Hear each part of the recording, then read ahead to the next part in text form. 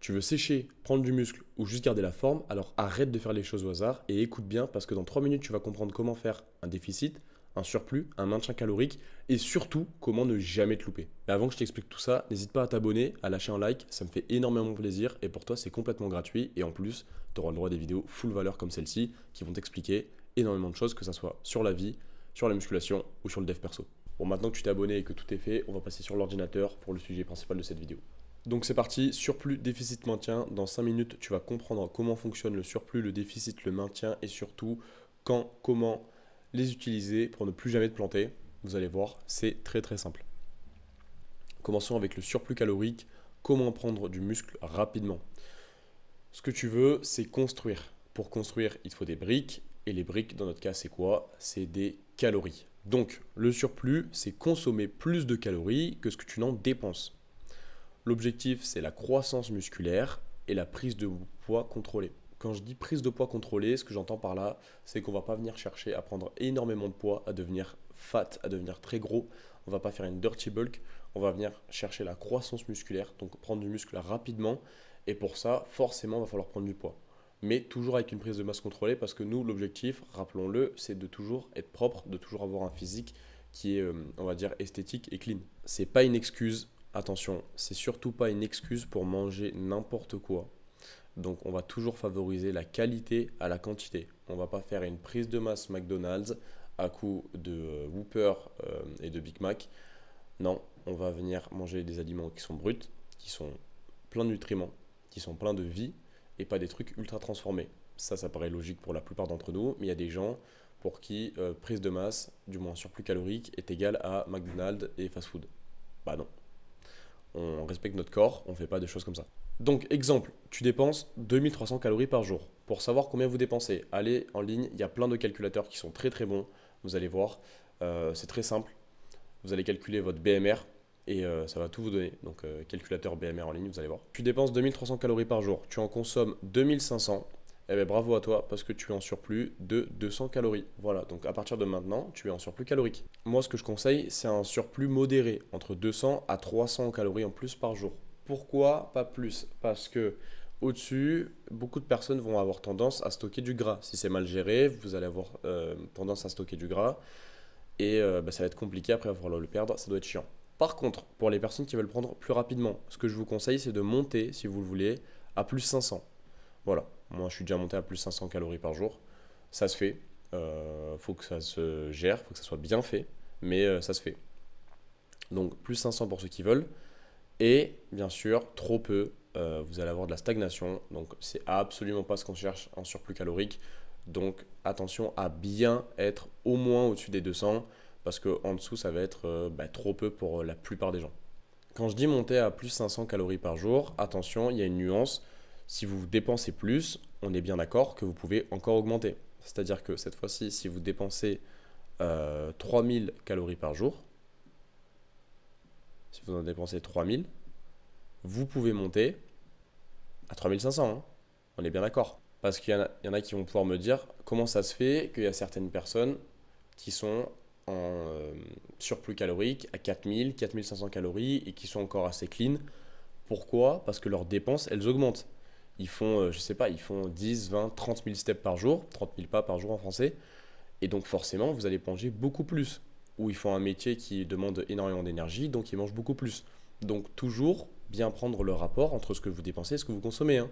Attention à ce que vous voyez sur les réseaux, il y a des gens qui mangent 5000 calories et c'est très largement possible. Il y a des métiers, il y a des professions. Si vous commencez à faire 50 000 pas par jour, je vous promets que vous pouvez monter jusqu'à 4000 calories par jour. Donc pour le surplus calorique, je pense que c'est bon. Et on va directement passer au déficit calorique, le numéro 2, perdre du gras sans détruire son corps. Le déficit calorique, les gars, c'est pas une punition, c'est une stratégie. Il y a beaucoup de personnes qui souffrent du déficit calorique et qui voient plus le mal que le bien parce que ils ne mettent pas en place la bonne stratégie alors qu'en vérité, vous allez voir, c'est simple à mettre en place. Donc le déficit calorique, c'est quoi? C'est consommer moins cette fois-ci que ce que tu dépenses. Ok, donc tout à l'heure c'était plus, maintenant cette fois-ci c'est moins. Pourquoi? Parce qu'on va viser une perte de gras, donc on ne va pas manger plus. L'objectif c'est perte de gras, pas de muscle, on ne va pas chercher à détruire notre masse musculaire, on veut la garder au maximum.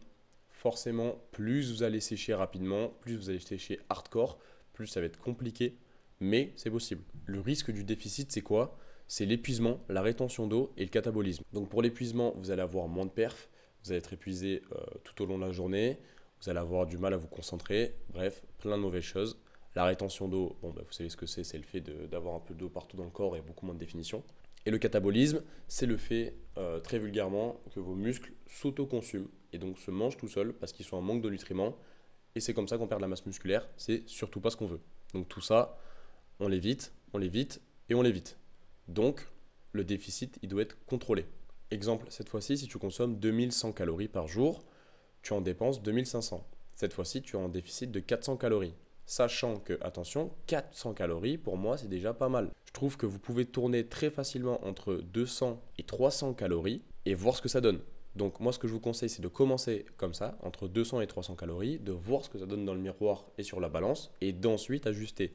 Vous pouvez monter à 400 pour les plus déterminés, mais attention, on n'oublie pas les risques. Déjà, commencez entre 200 et 300 calories par jour, en moins, vous allez voir la différence. Si au bout de 2-3 mois, vous voyez que ça bouge plus trop, on verra. Imaginons un jour tes potes t'appellent. Oui, j'ai besoin d'un coup de main pour un déménagement. T'arrives, boum, tu fais 30 steps, t'es épuisé, t'as descendu des frigos toute la journée. Là, qu'est-ce qu'il faut faire? Eh bien, c'est exactement ce que je dis. Ajuste tes calories en fonction de tes dépenses. S'il y a un jour qui est exceptionnel dans l'année où tu vas dépenser beaucoup plus, ajuste parce que le lendemain, tu risques cette fois-ci de tomber sur ce qu'on a dit tout à l'heure, épuisement, rétention d'eau, catabolisme. Donc, le fait de faire un déficit, c'est aussi toujours d'ajuster. On n'oublie pas que c'est nous qui gérons notre diète. Donc, que ça soit en surplus ou en déficit, on vient toujours ajuster en fonction de ses dépenses. Surtout en déficit, parce que en déficit, vous allez avoir beaucoup plus d'effets négatifs si vous dépassez le seuil qu'en surplus. En surplus, vous risquez de prendre un peu plus de fat, mais en soi, c'est pas très grave. En déficit, ce que vous risquez, c'est l'épuisement, la rétention d'eau et le catabolisme. Donc, on ajuste bien ses calories en fonction de ses dépenses, on fait attention. Et toujours, mais alors là, mais là, je vais le mettre en très très rouge parce que on fait très attention à son taux de protéines. En surplus calorique, vous n'allez pas avoir de problème avec le taux de protéines, du moins j'espère. En déficit calorique, vous allez avoir un peu plus de mal, je pense. Ce que je conseille, c'est de rester entre 1,6 et 2,2 grammes de protéines par kilo de poids de corps. Mais de masse, attention, de masse maigre, de MM, de masse maigre. Qu'est-ce que la masse maigre? Sur Internet, vous allez voir, il y a plein de calculateurs pour calculer sa masse maigre. C'est le fait d'enlever tout ce qui n'est pas muscle à votre corps, c'est-à-dire les os, c'est-à-dire le gras, c'est-à-dire plein d'autres choses. Donc, on calcule notre masse maigre et ensuite, on fait fois 1,6 à fois 2,2 en fonction de ce que vous voulez comme niveau de protéines. Par exemple, pour moi, personnellement, je suis à environ 2 grammes de protéines par kilo de poids de corps de masse maigre. Et donc maintenant, on passe au maintien calorique qui est pour moi beaucoup trop sous-coté. Le maintien, c'est stabiliser, c'est avancer intelligemment, c'est surtout pas stagner. Il y a beaucoup de personnes pour qui maintien est égal stagner, est égal ne plus rien faire. Votre physique ne bouge plus et c'est faux. Vous allez continuer à progresser en maintien calorique et vous allez voir comment on va faire. Le maintien calorique, c'est très simple. Tu manges, tu dépenses. L'objectif, c'est d'avoir un zero-sum game, donc c'est d'être sur une balance neutre. Donc, tu stabilises ton poids, tu fais respirer ton système, tu viens de faire un surplus calorique, tu viens de faire un déficit calorique, ton corps il est fatigué, donc tranquille. Donc comme je le disais, c'est idéal entre deux phases. Quand tu veux trop concentrer sur d'autres paramètres, sommeil, perf, bien-être, dev perso, ce que tu veux, tu mets ton physique au second plan, avec un maintien calorique donc qui reste propre, donc qui ne bouge pas, donc tu continues à progresser, mais au premier plan, tu viens faire d'autres choses. Par exemple, tu sors d'une prise ou d'une sèche. Donc dans notre cas, prise de masse, c'est surplus calorique, sèche, c'est déficit calorique. Tu kiffes ton physique ou bien tu es fatigué, donc tu fais une pause, tu ajustes et tu observes. Pourquoi ces mots ils sont intéressants? Ajuste et observe. Parce que c'est exactement ce qu'on fait en maintien calorique.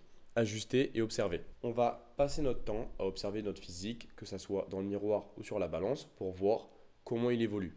Quand je dis passer notre temps, c'est pas forcément tous les jours, mais c'est de bien regarder pour savoir quand est-ce qu'on prend, quand est-ce qu'on perd, comment ça se passe. Et en fonction, on va ajuster. C'est-à-dire que si depuis une semaine, on voit que le physique il est de moins en moins bien, on va augmenter les steps ou on va baisser les calories. Bref, il y a plein de paramètres sur lesquels on peut jouer et c'est ça le but du maintien, c'est d'ajuster tranquillement C'est un peu de travail au début, mais une fois qu'on a pris la main, c'est très rapide, c'est très simple et c'est très efficace. Et l'objectif pendant le maintien, c'est quoi? C'est de venir travailler d'autres choses. Par exemple, des habitudes, du stress que tu as mal géré, du sommeil irrégulier que tu veux réguler. Bref, c'est un vrai taf invisible, mais qui fait très fortement la différence. Pourquoi je dis ça? Parce que regardez, ça fait 6 mois, 1 an que tu te focalises sur ton physique. Tu as fait une prise de masse, tu as fait une sèche, tu as fait un surplus calorique, tu as fait un déficit. Ton physique, il est au top, tu kiffes. Mais par contre, derrière, dans ta vie, c'est le bordel. Tu te couches tard, tu te lèves tard, tu manges de la merde, tu es stressé parce que tu manges de la merde et parce que tes habitudes, elles sont un peu pourries. Ta routine du matin, c'est de la merde, tu prends ton téléphone, c'est pas ouf. Là, ce que tu vas faire, c'est que tu vas venir mettre ton physique en second plan avec un maintien calorique. Donc, il est en second plan, mais il continue à progresser et il reste propre. Voilà, tu kiffes ton physique, tu vas continuer à rester bien. Et derrière, tu vas venir travailler d'autres choses, notamment des habitudes solides. Par exemple, des routines que tu mets en place le matin, parce que tu en as marre de prendre ton téléphone et de te bousiller le cerveau dès le matin.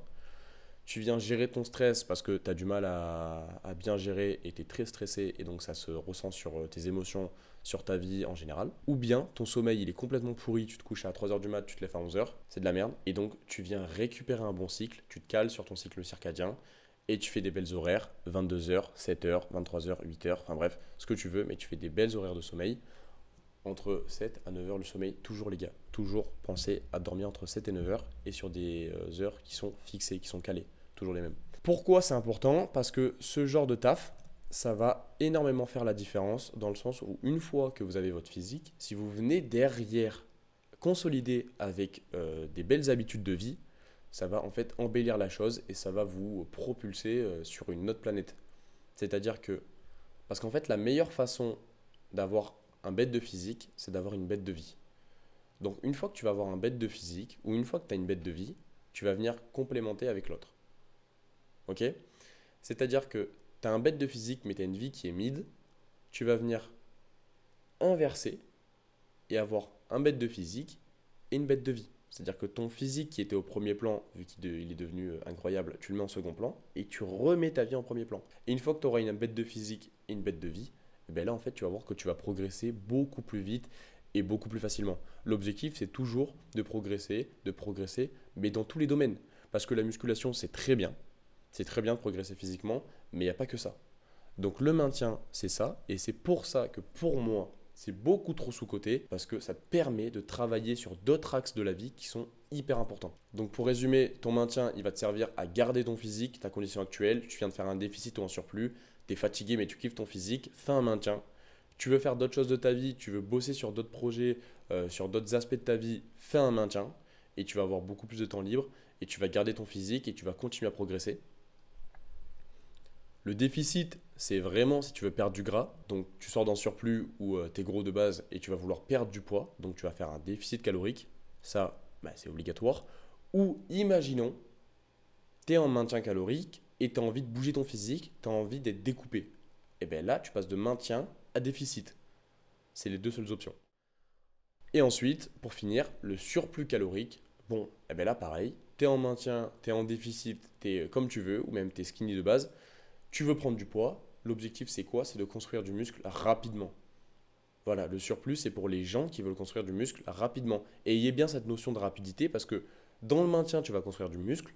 Mais dans le surplus, tu vas construire du muscle plus rapidement. C'est bien cette notion qui fait la différence. Et donc maintenant, comme je te l'ai dit, tu as compris ce qu'est un surplus, un déficit, un maintien, comment, pourquoi et surtout quand les appliquer. Je t'ai tout donné, conseils, méthodes, plans d'action. Si tu kiffes ce genre de vidéo full valeur, n'hésite pas à me le dire en commentaire. Propose-moi des idées pour les prochaines vidéos. Moi, ce que je te conseille, c'est de t'abonner si tu en as marre de tourner en rond avec ton physique. Et je te souhaite de construire énormément de muscles. Allez, à la prochaine. Ah oui d'ailleurs, prochaine vidéo, je t'explique comment exploser ton physique, alors abonne-toi.